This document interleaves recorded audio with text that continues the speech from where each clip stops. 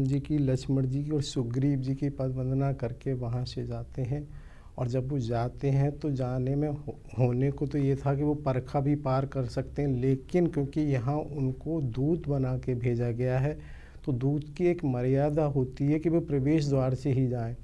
तो ऐसा आता है कि जब वो प्रवेश द्वार से ही जाते हैं तो वहाँ पर जब वो प्रवेश करते हैं तो जहाँ जहाँ भी ये देखते हैं कि जो द्वारपाल है जो उस पर, तो उन्होंने कभी दूत को सुन के ही उनको मार्ग बता देते हैं।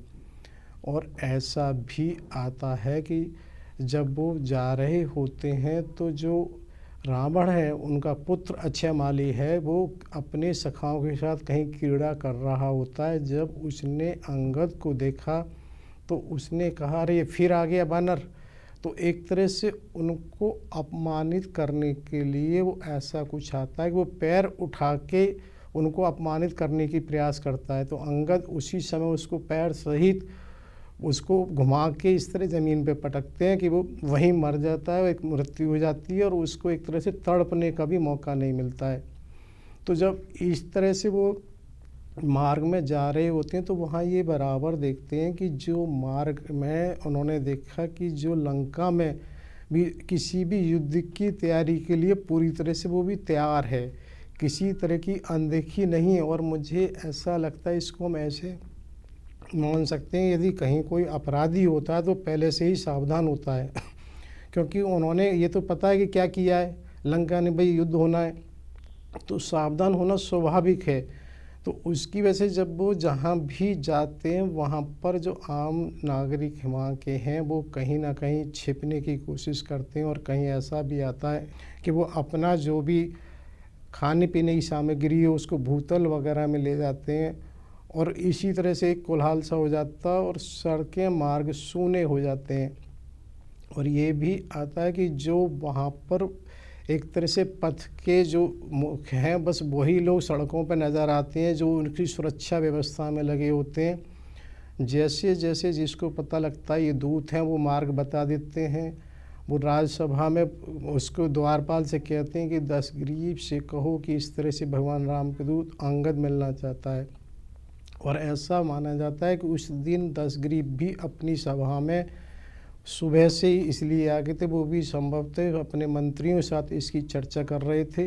तो इसलिए उन्होंने द्वारपाल से कह दिया कि उसको भेज दो। जब अंगद वहाँ जाते हैं तो जो उनके मंत्री वगैरह होते हैं सब एक तरह से उनके आतंक में कहें उसमें एकदम खड़े हो जाते हैं। लेकिन जब रावण उसको एक तरह से हुंकार बढ़ता तो सब फिर बैठ जाते हैं।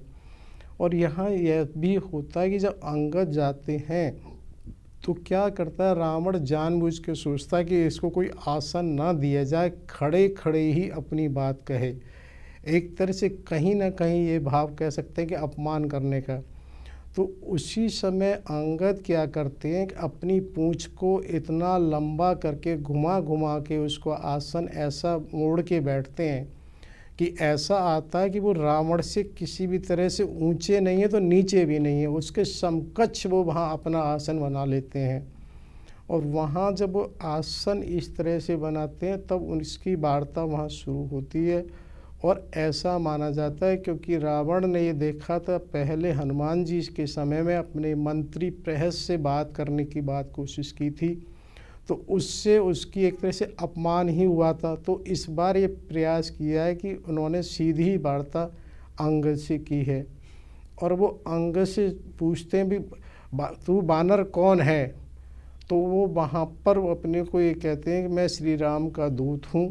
क्या होता है कि रावण को एक तरह से उनका आसन इस तरह से अपनी समकक्ष ना अच्छा नहीं लगता, तो वो एक तरह से जो उनसे वार्ता करते हैं ना उनकी जो शैली है वो वैसी व्यंग्यात्मक है, क्योंकि अब उसको वो कुछ कर तो सकते नहीं, आसन स्वयं अंगद जी ने अपना लिया है।